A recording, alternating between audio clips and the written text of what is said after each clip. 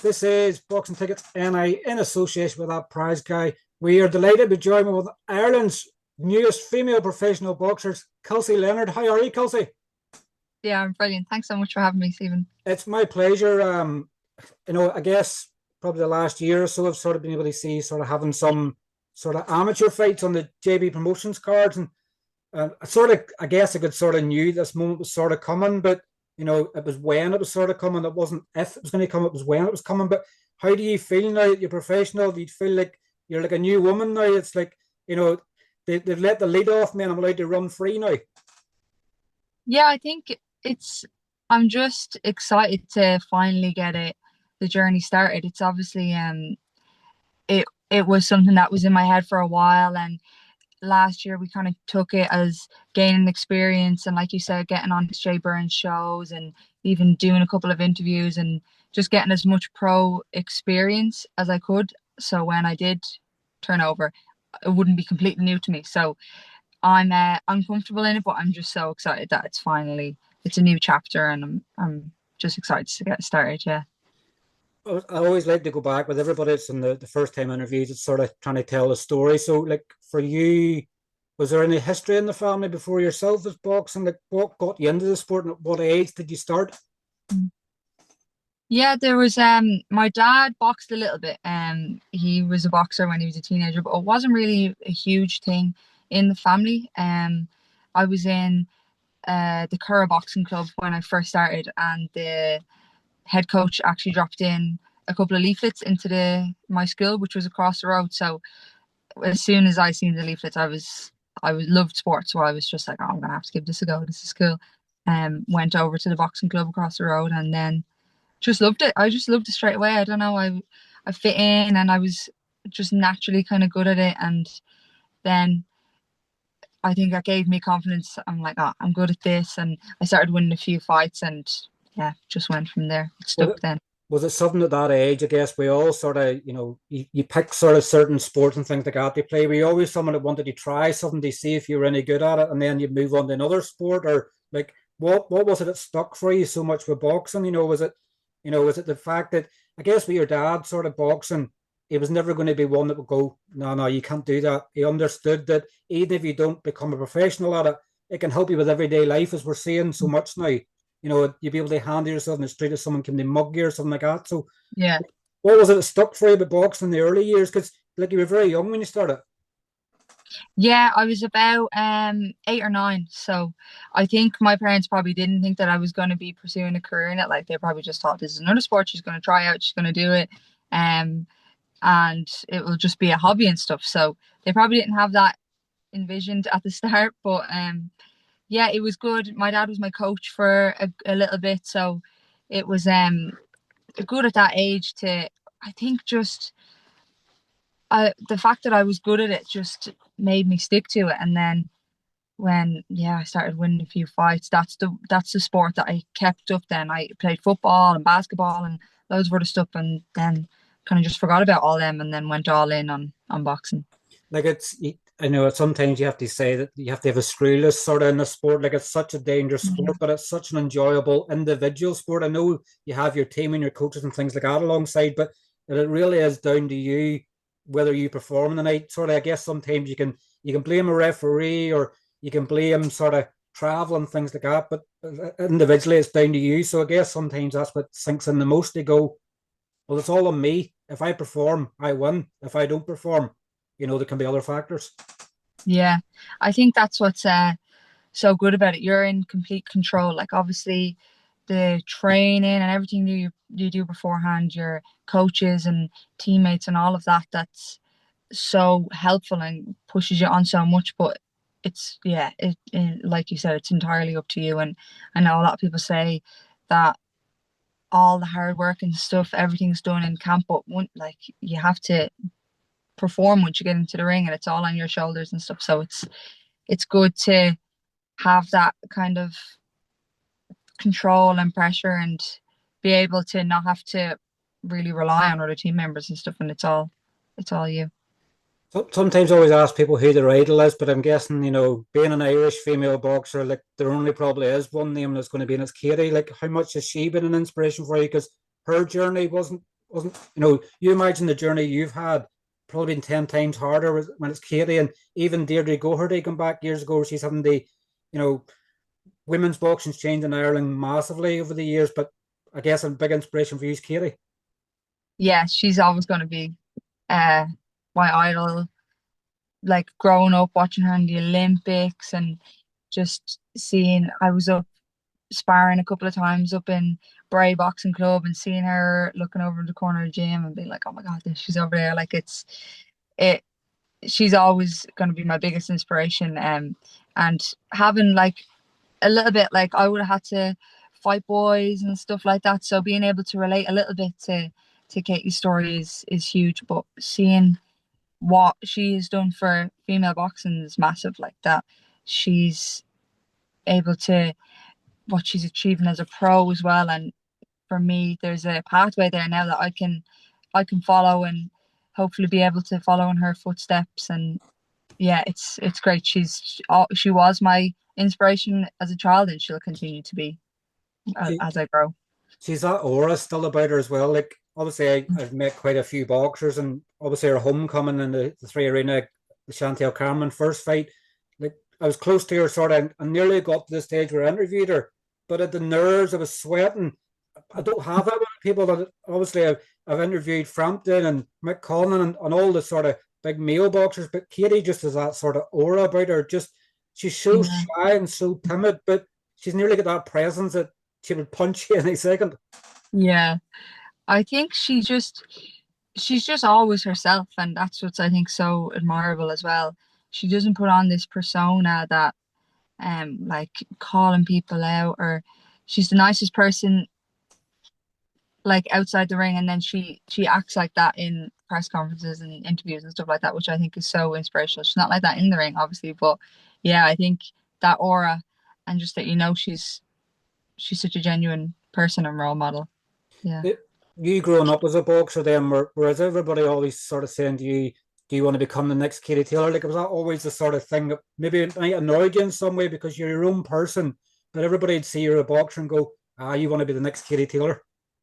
Yeah, it's constantly since like probably since I my first fight. Oh, I'm gonna be the next Katie Taylor now. It's not annoying like to be able to achieve half as much as she's achieved. You'd be like, yeah, I want to be the next. But obviously, you want to have your own path as well and be the next Kelsey Leonard. But um, yeah, it's great to have that person to look to and to have that path as well. But yeah. Tell me obviously about, you know, you've obviously you're well established obviously amateur, you know, what achievements obviously if you had as an amateur, sometimes there's so much there that it's hard to sort of break down. And rather than me sort of explain it, sometimes I guess you're the one that knows what you've achieved as a boxer. Like what have you done as an amateur? Yeah, that's true actually because I was actually only talking to a couple of the guys in the gym a few days ago.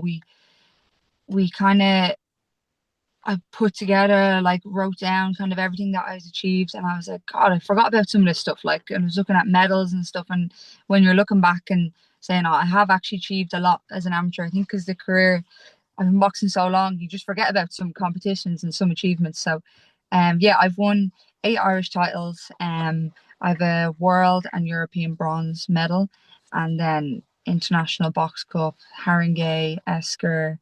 I've best female boxer, a couple of international box cups as well. So there's so many that I kind of just I because you're doing it for so long, you forget about these things, and it's great to look back and just be like, oh, no, I've had a successful amateur career and happy that I can move on from that now.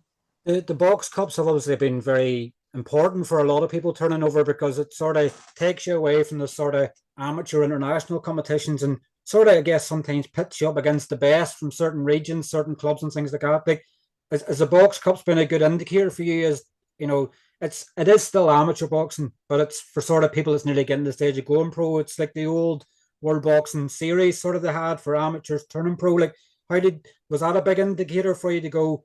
I have this. I'm ready as a pro.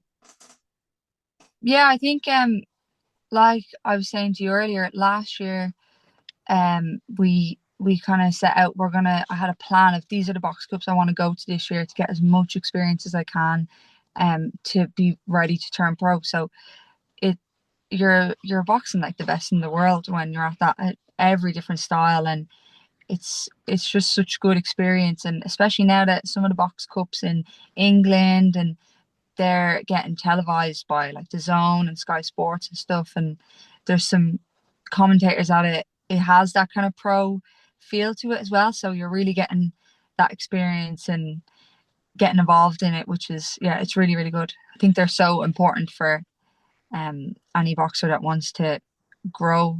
You get so much learning, and sometimes there's not as much activity in Ireland, so you really do have to travel to these box cups to That's, get that. that's something I've noticed sometimes, obviously, about some of the female competitions, even in Ireland, that people are still getting walkovers. Like there's not the even though we've obviously had the massive influx in female boxing and Irish boxing, there's still in some weight categories there can still be the annoyance of people becoming a champion by walkovers and things like that. Like you haven't had an easy run of it. Like I would probably say your biggest nemesis the last couple of years, Michaela Walsh. She's another legend in Irish boxing. Like when you were sort Mm. of, I guess when you sort of boxed Michaela the first time, you were going, you probably nearly have her in the same mantle as Katie for what she's done in the sport. You're nearly sort of getting to the stage where you're looking at a draw and you're going, not her again.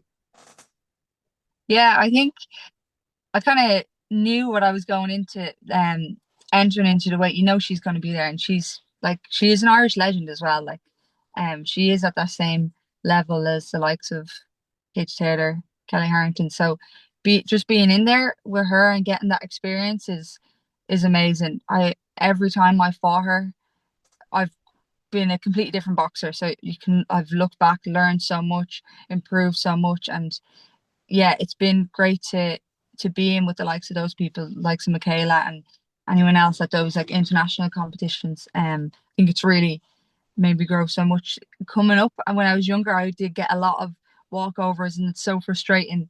So when I was at the elite level, I'm just grateful to be able to get those type of fights and to be able to be in with the best. And if you want to be at that level, you have to be in with them. So yeah, it's great. With that annoying part, Kelsey, and I know that there's still a lot of young female amateurs sort of coming through or sort of having that stage of the annoyance. Like they could win an Irish title without having a fight, and then they don't have that preparation when they go to Europeans or they go to competitions, and then they might fall short because of that experience. What would you say to them young females are getting these walkovers and probably feel like it's just like a parade sort of they're going, I'm getting this, but I don't really they don't feel like they deserve it, but they do deserve it because they've no other choice. What would you say to them, sort of, just to hang in tough and whenever I guess, as they grow older and get more experience, these fights will come. Yeah, I think like once you are putting in the camp and you're entering into that competition, you've put in the work, you're willing to fight, and you are the best in that weight. So you do have to be proud for that achievement. Like it's not just a walkover. It's You have to be proud for that achievement as well. But I think just getting as much experience as you can, like I said, there's not sometimes there's not as much activity in Ireland, so you have to go abroad. You have to go to these box cups. Even in Unit 3, Niall and the guys will put on a lot of exhibition nights. So you could have a couple of fights in a few months, and you're not getting it's not a decision, but you're getting that experience. It's a fight. You're getting ring time, and I think you just need to kind of be creative sometimes. If you're not in a popular weight and you're getting loads of walkovers, try get as much experience as you can, because like you said, yeah, when you go abroad you're fighting the best of the best, so you need to have some experience. It can be so annoying, particularly Mhm. particularly when we see when people get to a certain age, and I guess when people get to that 16, 18 level, and maybe a boy comes on the market, or maybe alcohol and other things that can steer them away from it if they're not getting that competitive sort of fight nature. It could be so easy to go, this boxing game's not what everybody says it is, and they move a different way. Yeah, it's I think you just have to love the sport. Like, it's hard to stick with it for so many years, and like you said, all those distractions and all of your friends are saying, "Oh, come out, come do this, skip training," and you just have to stick with it if you want to do well. I think that's the biggest thing. It's just perseverance. Is someone who sticks with it day in day out, they're going to do so much better than someone who just has a talent and isn't as dedicated. So yeah, it's so important that you love it and you're just you persevere. Representing Ireland, obviously, as an amateur, around the world, and say medaling and things like that. Like that's probably would be fair to say they're probably the proudest moments you've had as a boxer so far. Yeah, definitely. And being able to represent your country is huge, and more so representing your club and your town and being able to make all those people that support you to get to that stage proud is what's the the biggest achievement. And yeah, like being able to test your kind of skills at that level, it's great, and you can really see, oh, I am actually good enough to do this, and all the training and all the hard work, it is paying off. And even just getting to experience different cultures and traveling the world with Team Ireland, it's great. It's one of the best memories that I have. Speak to me about I guess I'm thinking of a bio thing here from obviously his last interview. Unit three is becoming the Transformers. That there's so much Avengers. the Avengers. Avengers, yeah. Thanks for correcting me there, but Unit Three is the Avengers. Obviously, I was speaking to Daniel last week as well. Obviously, he's the heavyweight, so he's like the daddy of the group. Obviously, his size, but like Unit Three, Niall and I guess it was Niall and sort of Gary sort of started things off sort of there, but like Unit Three's become such a hub. I think I said last week it's like Butlins now. You've got everything in it. You're probably just missing a roller coaster. You've beds, you've saunas, you've Gary's cafe, you've everything you need there and more. It's like a full time proper training facility. Yeah, he that boyo saying that the Avengers are assembling, it was good. Yeah, we are getting a good little team. It's actually, someone was in today and we were like, it's a good little spot, and it's not little, it's huge. Like, we have everything that we need. We the unit recovery, which is so, like, so helpful, that we can just go in there after our sessions and be able to use the all the facilities that they have. Then you have Diva Coffee Co. next door. You can go in and get a bit of food. Then I don't use it as much, but One Cut Studios, Ray and um George, just go in, get your haircut. Like, it's you have everything that you need all in the one spot, and it's such a great facility. And not just the facilities, the culture there is amazing as well. You can't not grow and become a successful athlete when you're in that environment. Everyone's pushing each other, and it's a great environment to learn and get better. It's amazing. You've been there for a few years, like with for the last couple of years, did you sort of feel like hopefully I'm not saying this in the wrong way, but did you feel like a spare part because everybody was pro and you were an amateur? Like did you feel like you were going, it's not that you're being forced to turn pro, but you were going like everybody was showing the pathway for you and you're sort of going, well, it's coming, but these last couple of years have helped they build this preparation so that when the debut come, you were more than ready for it. Yeah, it's weird that it's just such a welcoming spot. Once you earn your spot, you have to show that there's a specific type of work ethic to be in unit three, and you have to have that to fit in. If you're not dedicated enough like that, you won't be welcome. But once you have that, it's like a little family. Like, everyone's so supportive, and whatever you want to do, you're supportive. We've Alex Keogh, who's obviously MMA, and he's going to be an MMA superstar, and will support everybody on what path they have. So it's yeah, it was great to be in that environment, and not even like pressured into being pro, but just seeing everyone having their fights and coming in, talking about experiences. You can't help but want to be involved.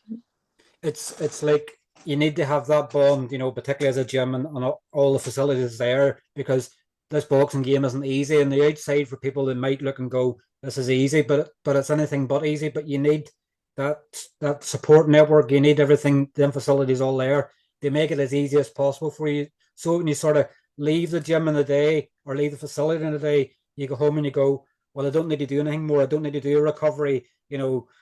Everything's all sorted, so you can just get back to your normal life as much as you can before you then switch again to go back into the boxing life.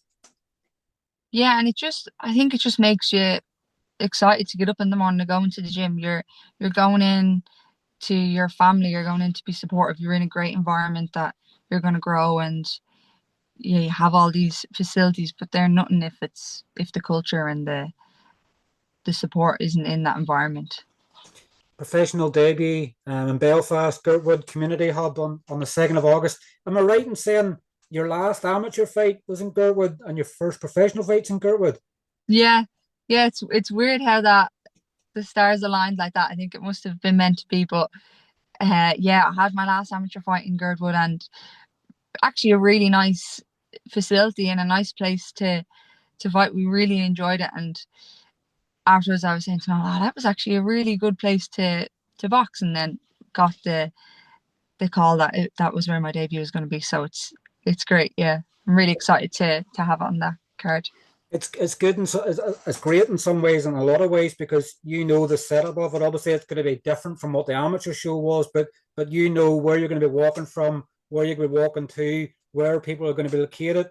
I sort of said this similar to Paul before when he made his I think a second fight. I think his first couple of fights were in Red Cow, but he got to the stage where even before his debut, he'd sort of went and done the walk and visualized everything. It plays a big part in it because nerves are going to come into it. Your legs will feel like lead going down the stairs, but you've really experienced it before, so it'll hopefully ease it for you. Yeah, I think a mix of everything that I've been there and had that amateur experience there, so I know the area, but also just being involved with the guys, like going to see their shows, seeing how the weigh-ins are, seeing what the walkouts are actually like, and um, thankfully Jay Byrne has had me on his shows as an undercard. But it's the very same. You're under the lights, you have the walkout and stuff. So I'm glad that I won't be completely new to it. I'll have a little bit of experience in it, but yeah, I'm excited to do it. I think it'll have a different kind of energy to it this time. Is there much changing of your style as an amateur? I guess when you've been training with Niall and things like that, always the last couple of years, there's maybe things you've worked on in the gym that you can't use as an amateur. Like, is there much change and much tweaking being done to what your pro style is going to be? No, I think like I've boxed all these years as a boxer. I'm always going to be a boxer. It's my biggest asset. Um, I wouldn't want to change my style much. But I think you obviously have to have that a bit more authoritative. And the past few years, yeah, working with Niall and the other coaches there, they've helped me get a lot more power and a lot more explosiveness into my shots, which will hopefully help me in the pros. But I think what's gotten me so far in my career is my technical ability and being a boxer. So I won't want to completely forget that at all. So you're similar in a lot of ways, like Paul Loonam. Obviously, his nickname is the boxer. You can't Yeah. use that as your nickname.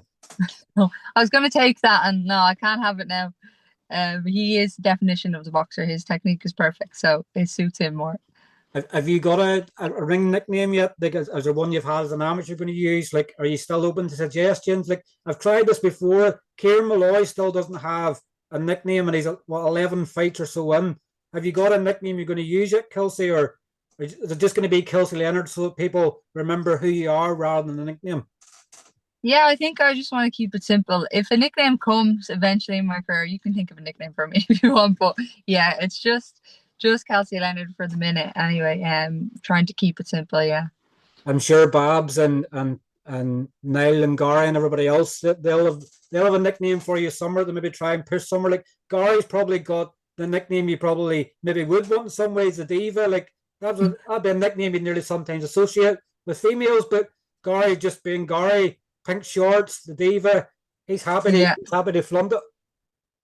He's funny because he's the biggest diva, but then he's completely not a diva at the same time. Like it suits him well, but yeah, I don't know. There's been a few nicknames thrown around, and I'm like, oh, no, I'm just gonna stick to the name. Sometimes it's one of them, isn't it? That someone is going to say something, you're going to go, "What was that?" And it's just going to, it'll just be a random one. It'll just tweak some, or somebody will say a Yeah, certain word, and you'll go, "Well, that actually rhymes," and it'll just come from nowhere. yeah. I think it might come throughout my career, hopefully, but yeah, I'm just gonna let it happen organically, hopefully. Gary, I would say, would be a big influence for you in the gym. Obviously, he's probably experienced a lot of things in the last couple of years. Obviously, got the fight in Katie. Katie's obviously undercard. Obviously, lost in a Katie undercard, come back, and now he's sort of had another defeat become a father, and obviously now he's getting back for his return. But you would have responded a lot with what Gary's went through the last couple of years. Yeah, and I'm really lucky. Niall Barrett's obviously my going to be my manager, and then Gary's going to be my advisor. So I'm so lucky to have that team. I'm going to get so much benefit from having the two of them together. But the experience that Gary has, and he'll share that with us all the time. We'll be in the gym, we'll be talking about any experiences that he's gone through and just things that he's learned. It's I'm so lucky to have that there and to be able to learn from maybe some mistakes that he's made earlier on or any points that he has. Yeah, it's great to have him. He's also the best training partner you could have as well. He's the hardest worker in the country. So being around that, and again, like I said, the environment in the gym with that is, yeah, we're so lucky. I guess one of the biggest obstacles you sort of have, from going amateur to pro is the costs involved. Like people sometimes look at boxing, and I know now you've done quite a few posts on this in the past, and you'll be no stranger to it. Like you'll know fully well, obviously, everything before it happens, but the costs involved, obviously sponsorship and things like that. How are you finding that side of things? Obviously, approaching businesses, trying to sell yourself and say, "My name's Kelsey Leonard. I'm a professional boxer. Give me some of your money." Yeah, like I was saying to you before the interview, it's so different to amateur. Like you obviously have to sell yourself throughout your whole career, but this time it's a business. Like you really do have to. If you don't back yourself, no one else is going to back you. So it's a bit different having to look for that. And I'm lucky that I kind of knew the ins and out of professional boxing and ticket selling and stuff like that. So I had a little bit. I was aware of a little bit coming into it, but um, yeah, I have a good bit of support. So I'm lucky, but it's obviously completely different. It's hard starting off. So you just have to get through the apprenticeship and then hopefully it works out. You'll make mistakes along the way, won't you? Obviously, you just have to get used to it and Mhm. go, I wasn't aware of this, or I wasn't aware of this. And then you go, right. The first year is nearly like you're Bambi on ice. You can sort of make your mistakes as you're sort of building up, but at the same time, you're going, oh, I'll do this better the next time, I'll do this better. And that's the fun part of it all. Yeah, I think I'm just not going to put too much pressure on myself. I know anyone that I've talked to, they've so much experience and mistakes that they've made. So I'm obviously going to make mistakes as well. And I'm just open to learning and just not rushing it. I want to have a good pathway in my career and just not put any pressure on and yeah, make mistakes and then learn along the way. Yeah. If you got any sponsors involved you'd like to give a shout out, obviously that's the one thing we always like to do is because they're helping play a massive difference. And then we words of encouragement sometimes might take them from 1 year to 2 years to 3 years to being a lifetime sponsor. Yeah. No, it's great the support that I have. They really, really helped me. Obviously Unit 3 and Babs and that team that I have there, my my main sponsors and so grateful to those. And then have SDK Detailing, Nick and everyone at the 57 Club, and then Sliva Flow House. Just really, really grateful for the support that they give. Like you said, it's so hard starting out. So the support that they do give really, really helps. And I know that Niall's setting up quite a lot of interviews for you over the next couple of weeks. So hopefully the penny will drop for people somewhere. Hopefully by the time you get the fight week, you'll be going, doors are closed, can't take any more sponsors. I'm Yeah. covered head to toe. Hopefully that's it. I can't take any more of too many on my plate. If that's how it is, I'll be really happy. Yeah. Niall will have done a good job then. So we'll say that he'll have earned his manager title then that he's got you that much sponsorship. You'll be going, I'm loaded here. I can retire. I can retire after two fights. Yeah, that's the goal anyway. Yeah. Definitely. But look, I didn't want to keep you obviously too long because I know you have your debut in pretty much a month away. Well, a month tomorrow, sort of. So obviously I know I'll sort of maybe catch up with you in fight week or after your debut, but great to get you on for the first time and have a chat with you. Obviously enjoy your next couple of weeks preparing for your debut. And we'll see you in Belfast on fight week for the 2nd of August. Yeah. Thank you so much. Yeah, really excited. Thanks for having me on, Stephen. Cheers, Kelsey. I'll speak to you soon. Thank you. Thanks. Thank you. Bye. Bye. Bye. Bye.